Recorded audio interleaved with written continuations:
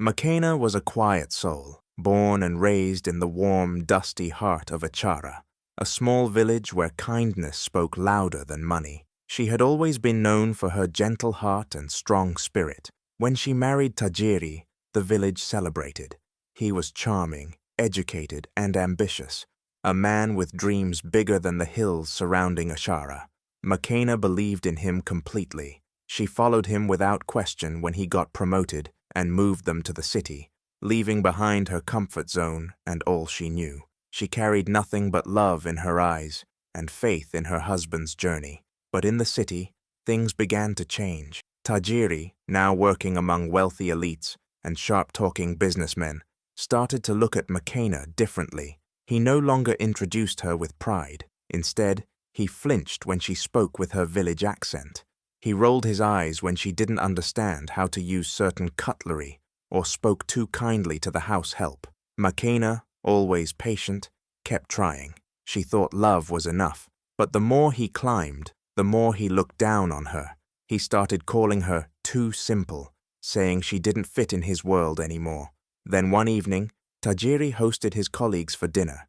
Makena tried her best, cooked their favorite meals, dressed in the city clothes he had bought, but she made a small mistake while serving wine, and the room laughed. Tajiri, red with shame, stood up, opened the front door, and coldly said, "Go cool off outside, Makena."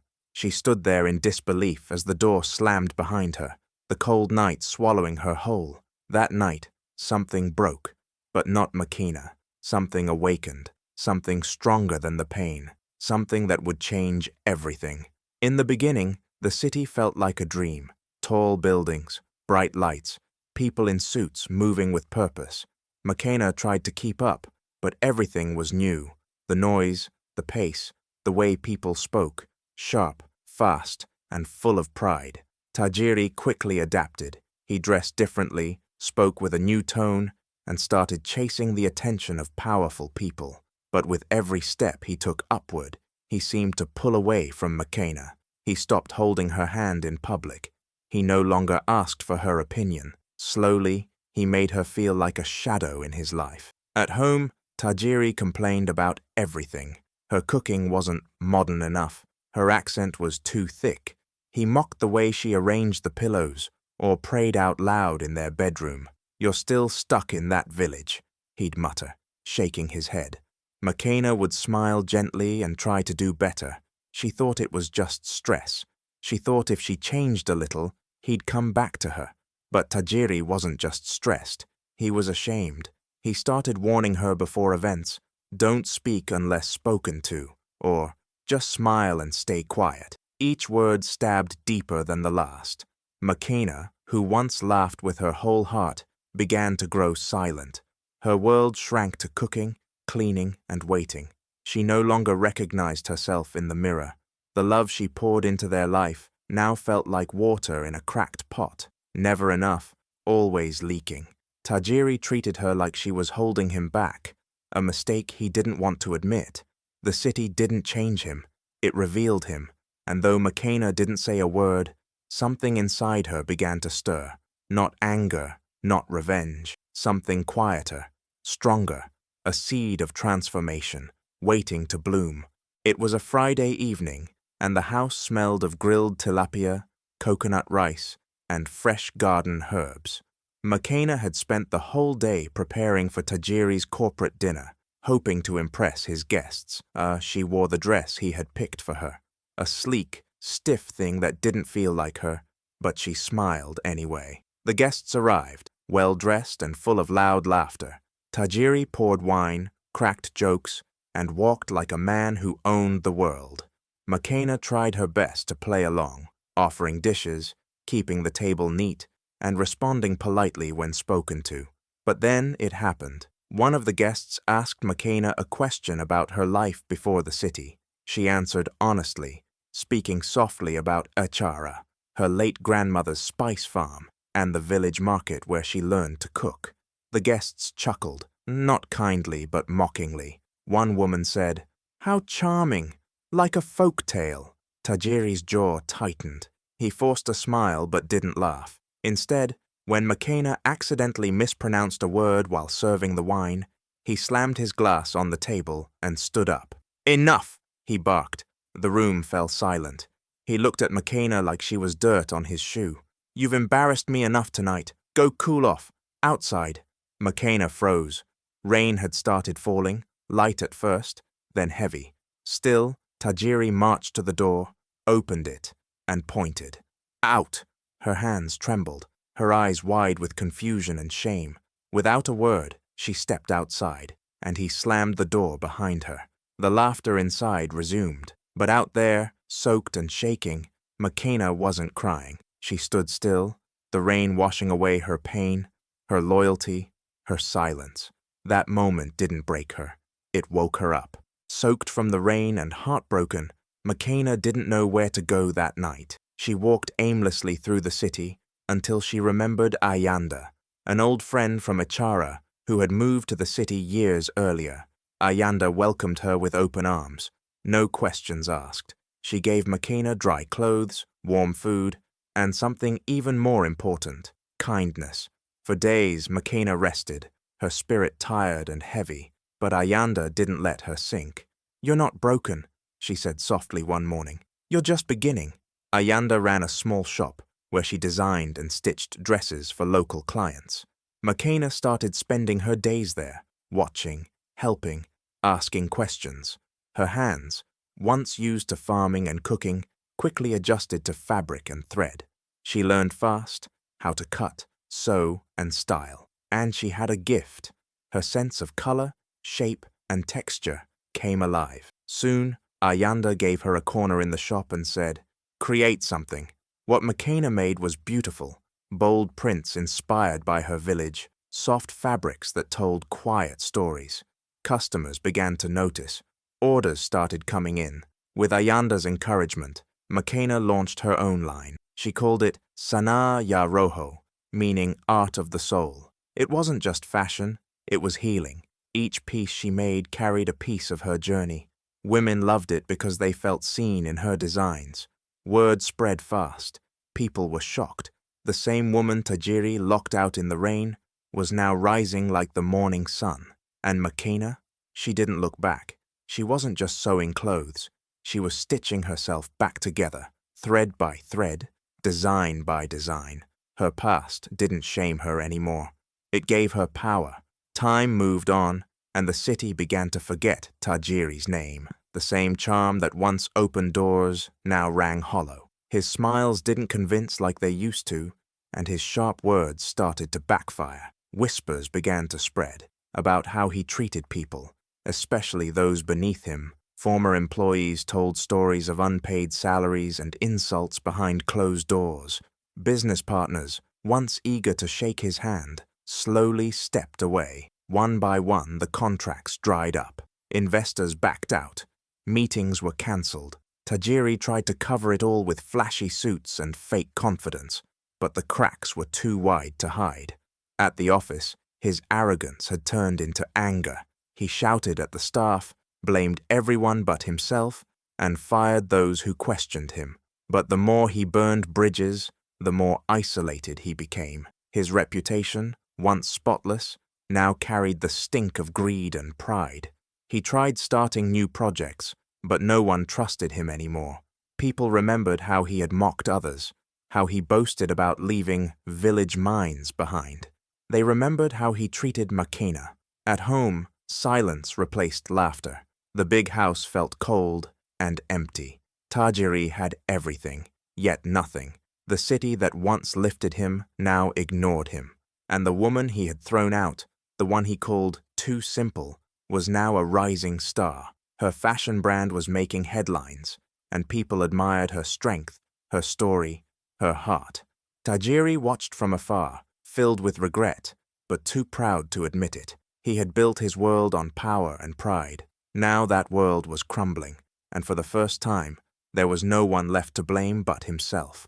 The city buzzed with excitement over the upcoming Fashion Expo, one of the biggest events of the year, sponsored by the governor's wife herself. Celebrities, business leaders, and designers from all over the region gathered under one roof. Tajiri was invited as a guest, Just a guest now, not a keynote speaker or VIP. Still trying to look important, he walked into the grand hall, surrounded by cameras, lights, and the hum of elite conversation. But nothing could have prepared him for what he saw when the evening's headline designer was announced. The spotlight hit the stage, and out walked Makena. Not the Makena he used to scold, not the Makena he left shivering in the rain. This Makena stood tall and radiant, dressed in a custom creation that echoed her heritage. Bold colors from Ikara, golden patterns that told stories of struggle and strength. The crowd rose to its feet, applauding as if greeting royalty. Her name lit up the screen behind her. Makena, founder of Sana Ya Rojo. Tajiri froze. His mouth hung open as he watched models walk the runway in her designs, each piece a beautiful blend of culture and elegance. The governor's wife stood beside Makena, clapping proudly. Fashion editors whispered excitedly, influencers snapped photos, and journalists scribbled down notes. Everyone was talking about her. Tajiri's chest tightened. He had mocked her, thrown her out like she was nothing.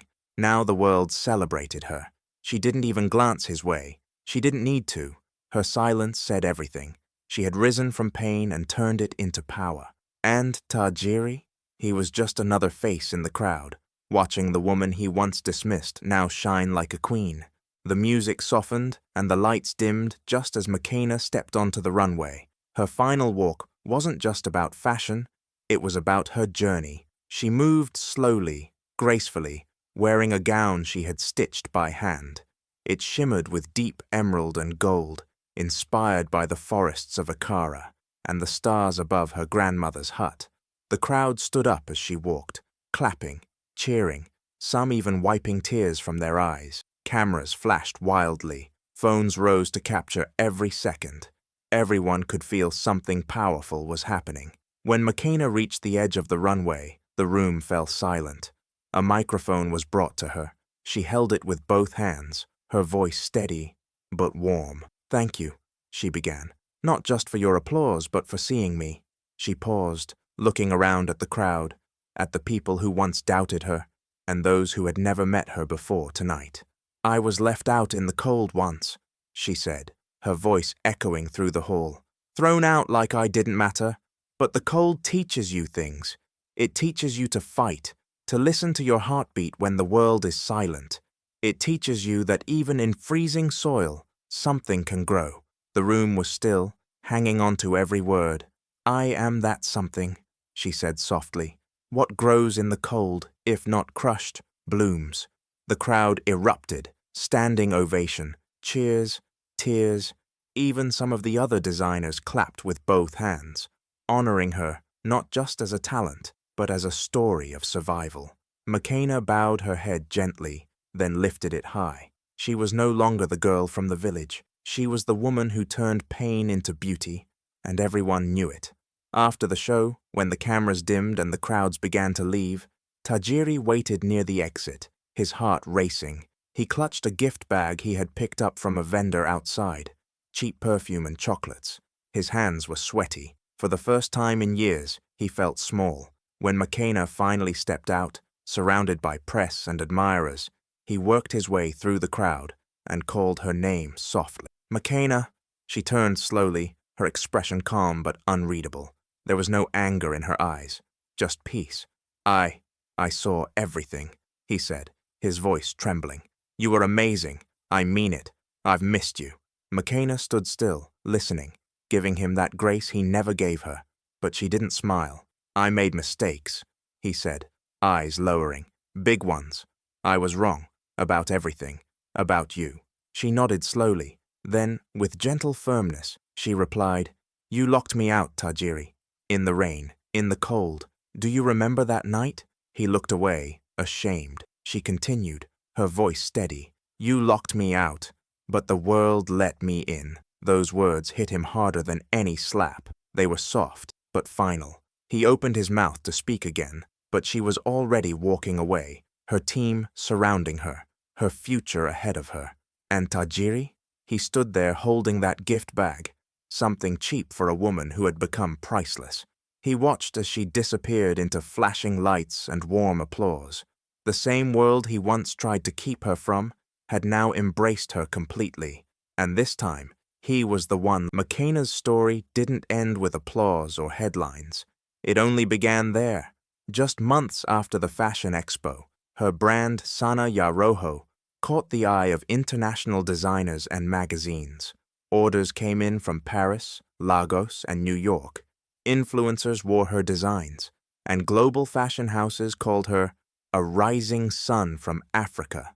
But Makena never forgot where she came from, the quiet hills of Achara, the hands that once washed clothes by the river, and the dreams whispered under a leaking roof. Instead of moving to Europe or living in a high-rise, she returned to her village, not in defeat, but in victory. There, in a sunlit open space near her childhood home, she opened the Sana Training Center, a place where women could learn tailoring, design, and how to turn their pain into purpose, just like she did. Every day, women from surrounding villages arrived, carrying baskets of fabric and hearts full of hope. Makena greeted each one with a smile, guiding them through the machines, patterns, and possibilities. She hired Ayanda as a lead trainer and brought in guest mentors from the city. The center buzzed with laughter, scissors, and dreams being stitched together. Makena would often sit quietly in her office, looking at a photo on the wall, her first design, made with shaky hands and borrowed cloth. She would smile, knowing that her journey had come full circle. She didn't just change her life, she opened the door for hundreds more. And as the sun set over Achara, the women of the village walked home with fabric tucked under their arms and pride in their steps. Makena had rewritten her destiny, not with revenge but with vision, and this time, no one could lock her out. Like, share, and subscribe for more powerful stories that inspire and uplift. The moral of the story: never let someone else's rejection define your worth. What breaks you today might build your purpose tomorrow.